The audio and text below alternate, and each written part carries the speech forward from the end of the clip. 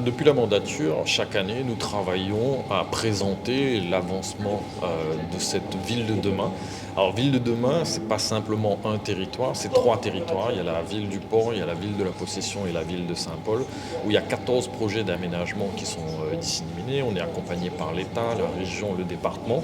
Et il est bon de voir l'état d'avancement, parce que souvent on est axé sur Cambé en disant voilà, on voit rien, mais le territoire avance. Et cette année 2025 va marquer le premier aménagement sur cet espace de Cambé qui est la ZAC Faons, où on aura un pôle glisse qui va être aménagé en pôle de loisirs et va conforter pour qu'en 2027 on commence les premières constructions de logements sur ces espaces-là.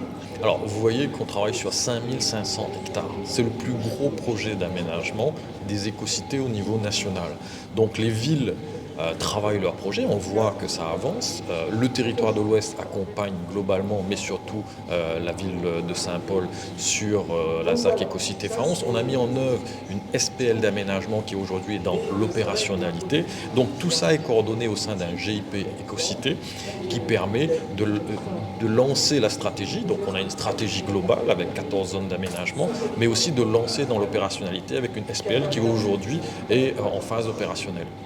On aurait pu finir cet aménagement en lançant des actes classiques sans regarder le côté développement durable, sans travailler les matériaux, sans gérer l'aspect environnemental avec les plantations, sans regarder la gestion de l'énergie.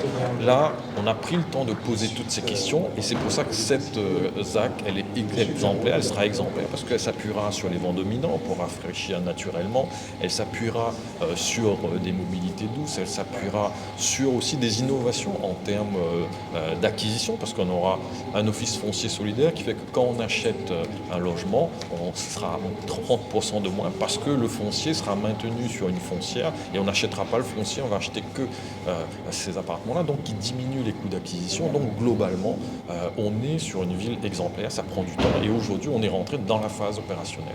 Cette écocité a été basée sur la trame du tram-train de l'époque. Donc les emprises sont déjà là et la région, je pense qu'elle aura à communiquer prochainement pour montrer qu'il y a des projets qui sont en cours et nous, notre territoire est prêt à accueillir ces projets parce qu'on a le foncier qui est réservé aujourd'hui, on a tout ce qu'il faut pour qu'on puisse desservir le cœur de cette agglomération en transport ferré.